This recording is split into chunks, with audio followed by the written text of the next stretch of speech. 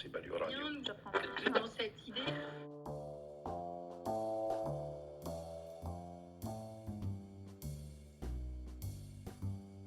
I'm Emma Albright, and this is Paris Calling. Today, Chantal Lamarre, Montreal, Canada. Mesdames et messieurs, Chantal Lamarre.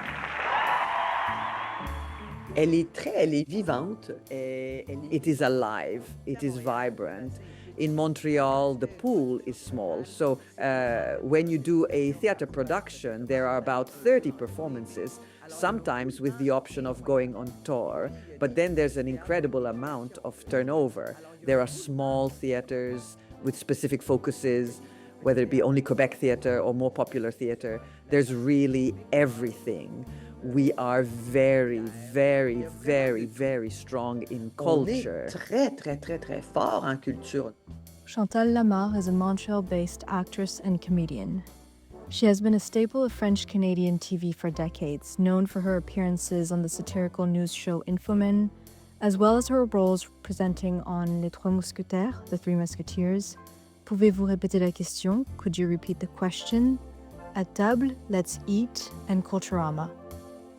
After decades on screen, she's returning to the stage at 62 with her first ever solo show, Stepettes et Cornemuse, Tap Shoes and Bagpipes, which she is currently touring across the province of Quebec. We spoke to Lamarre about her influences, the sexism women in the public eye still face, and the need for entertainment in the current political climate. She also explained the roots of Quebecois humor. Performing may not have seemed a natural choice for Lamarre, who remembers being quite shy growing up. J'étais une enfant très imaginative. I was a very, very, very imaginative child, rather solitary. I preferred the company of books. I think that everyone who performs on stage has a bit of the same youthfulness in their career, meaning that when you're a child, normally you play make-believe, you create worlds. Those who become actors were often the best at this game and didn't want to stop playing it, so they continued to invent worlds and characters and tell stories, but in 3 dimensions. So that's where it comes from. But when you're a very shy child, there's something inaccessible about it for you. I think the first things I saw were probably television, children's shows, where I thought, oh, I don't think there's anything better on earth than playing a character, than telling stories. I think that without being able to assess whether it was possible or feasible, I wanted to do that, but I didn't perform on stage. You know, there are lots of people who, even when they were very young, were already putting on shows at school and were the center of attention at all the family parties. Not me, not at all. It's like you couldn't expect that from me, and that's what's sometimes surprising. I was probably 17 when I did my first theater show, saying, if you don't try, you'll never know. It's like then the epiphany, the revelation is realizing that you are free when you're on stage, when you're performing on stage, instead of feeling hunted and scrutinized from all sides. It gives you complete freedom and protection. When you're on stage, you're vulnerable, but at the same time, you're protected. Because if you've been a very shy person who had a lot of trouble expressing yourself, suddenly you're saying it. And then there's a whole room responding, reacting to what you're saying.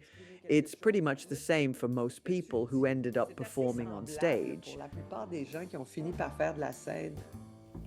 While theater may not have seemed like an obvious choice for Lamarre, comedy was always in her blood.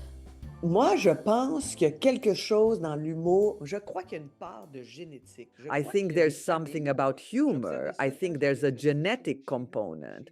In our family, we laughed. We were very sarcastic. There was a little bit of that. On my father's side, I have an Irish grandmother and a Scottish grandmother. So maybe that has something to do with it. I have a grandfather who, although he had a regular job, was a folklorist. I never knew him, but he was a man who did monologues and was a dance master and all that. So I don't know, there's probably something ancestral in me, but I think that having the ability to laugh or the grace to be a little funny, my God, I think we're born with it. I think it's our face, it's our protection, it's our armor.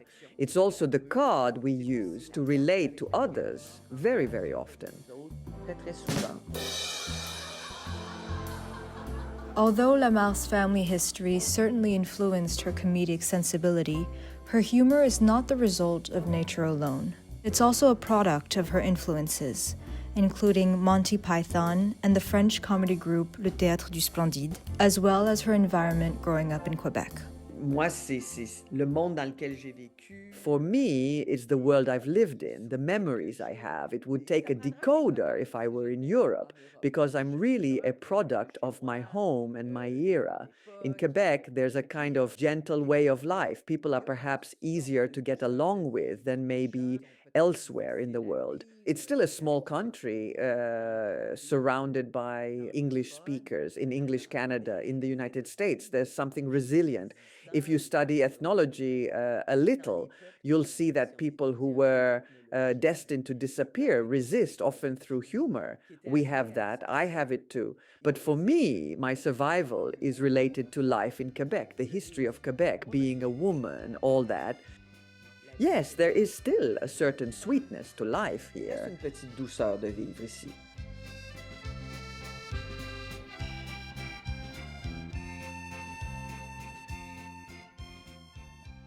Although she began her career in theater, Lamarre stepped away in favor of TV and radio presenting in order to maintain financial stability and focus on her family. Years later, when given the chance to return to the stage, Lamarre jumped at the opportunity. Moi, j'ai commencé dans le métier comme comédienne. I Je faisais du started théâtre out in the business as an actress, doing experimental theater and lots of other things. And at some point, you realize, when you work in television, there's stability and there's income. And that was important to me, so I jumped on board and did it. Then I was asked, well, would you like to host? I hosted daily shows. When you host a daily television show, there's not much time left to go and do theater in the evenings. Then I had children. At that point, I thought to myself, the joy and pleasure of being a theater actor is doing it wholeheartedly. That means performing in the evening and not rushing home because you have children who get up at 6 in the morning and need their lunches made. So I put that aside for a while and I told myself, it is your choice. You'll have to live with the consequences. At one point, I was asked to act again. My children were older. They had never seen me act on stage. They were teenagers now. I said, yes, I'll take this chance to get back on stage, a little rusty, but with all my heart. Then you have to gain a kind of confidence. You have to say, okay, what do I have to say? When you get older, you're disarmed. You say, I don't have anything better to say than anyone else, but I have my own way of saying it. So you start writing something, you find a little framework, you make yourself laugh, and you write a theatrical piece, and you say to yourself, without any pretension, I'm the only one who can offer this. I'm the only one who is a 62-year-old woman. I take people by the hand, and then I take them on a little journey through memory, through time that has passed. Sur la mémoire, sur le temps qui est passé. Touring her live one-woman show around Quebec, Lamarre has been able to reconnect with her audience, even receiving unique fan gifts on the road. Quand tu as fait de la télévision très, très longtemps, tu es dans un When you've been in television for a very, very long time, you're in a studio, you're filming. Well, after that, it belongs to the viewers. You get a little feedback on the street, you get a little thumbs up once in a while. When you're on tour, you get a much stronger direct response. As long as you have the energy, the desire to do it, you have access to something that, I don't know, speaks to you a lot. It's very, very moving. It's very enriching to experience that. It's a huge privilege because I could have written something and no one would have bought it, that show. No one would have really wanted it. No one would have been curious about it. No, the venue said, hey, Chantal, we know her. We want to see her. We're curious. So I couldn't ask for anything better. Really, I'm completely satisfied in every way. For me, is seeing that people remember things I did a very, very long time ago. I had a fascination with Elizabeth II. I made a documentary about that in 2004, I think, and people still remember that. And I received little sealed envelopes with lots of royal memorabilia. I received a pack of cards for the coronation of King George and Queen Mary. I received little medals because, people here, most of us are a bit sovereignist. The Queen, we have a problem, and it can be explained historically. For me, it's not really about the monarchy. I voted yes when there were referendums in Quebec, but to see that people remember that, to bring me that, I'm like, wow, how lucky am I? How lucky. Yeah, you tell yourself, you didn't make a lasting impression on everyone. You're not Elvis, Chantal, but someone somewhere remembers that you did that. They were touched, and they took the trouble to come and give you this thing.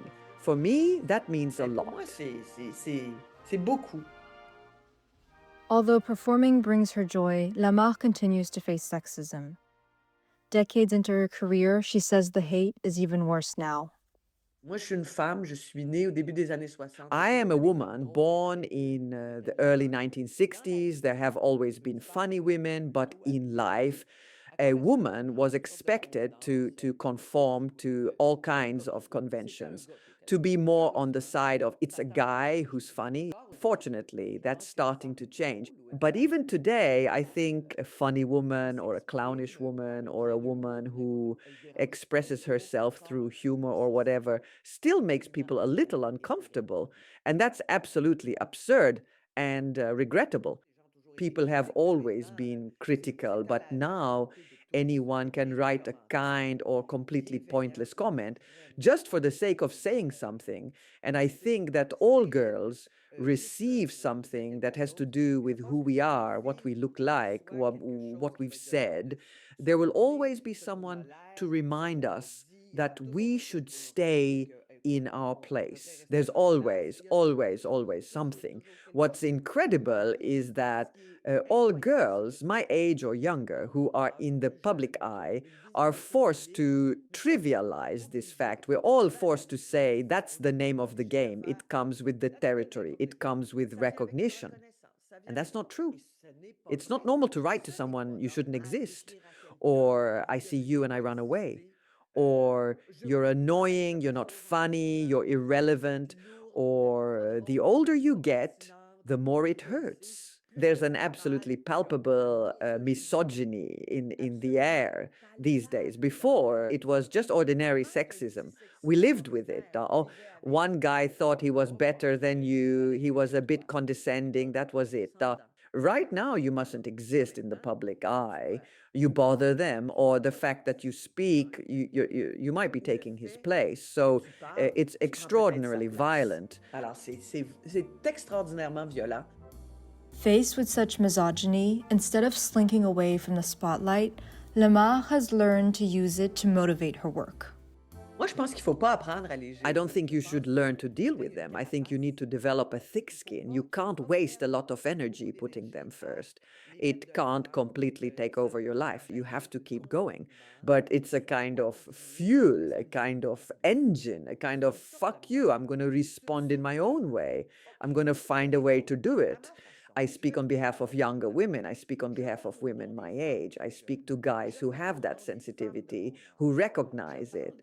But it's really scary. So you can use that and turn it into material that will be, there's a message to be conveyed there. I think that everyone faces adversity in everything they do. No one is going to say, my God, my life is a long, quiet road. I have nothing but opportunities and chances ahead of me.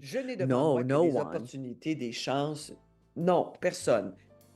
Aside from the vitriol online, Lamarre recognizes this political moment as particularly heavy.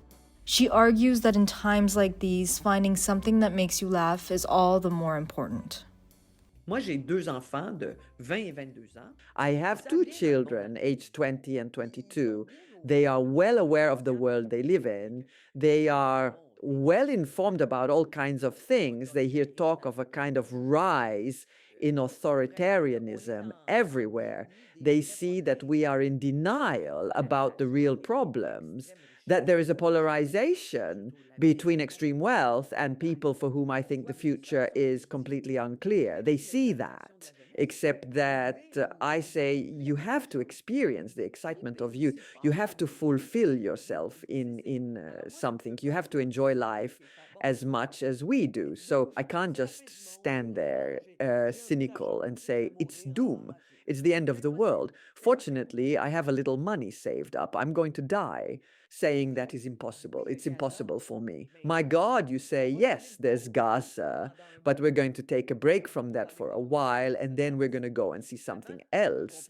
At first, you have a complex. You say, my God, but it's only fluff. At the same time, no, it's healthy. You absolutely have to be able to see the beautiful side of something. You have to appreciate life, the world as it is. You have to see a piece of it. You have to hang on. You have to hang on to something beautiful. You have to say to yourself, oh my God, there have been movements like this in the history of humanity. Then maybe we'll get back on track. Who knows? And I'm counting on my children. I'm counting on you. I'm here to help you. I'm not going to say, oh, well, poor you, collect some money and go hide in the forest, become survivalists. I don't want to say that at all. That's not the message. I think people have a great, great need for entertainment. So for some people, since there are comedians everywhere, so there are people who go to see someone who's just going to tell jokes, very down-to-earth, factual jokes about things. There are those who will choose a more socially conscious comedian. It's necessary. That's what remains of democracy. At least we have the right to satire. Au moins, on a droit à la satire.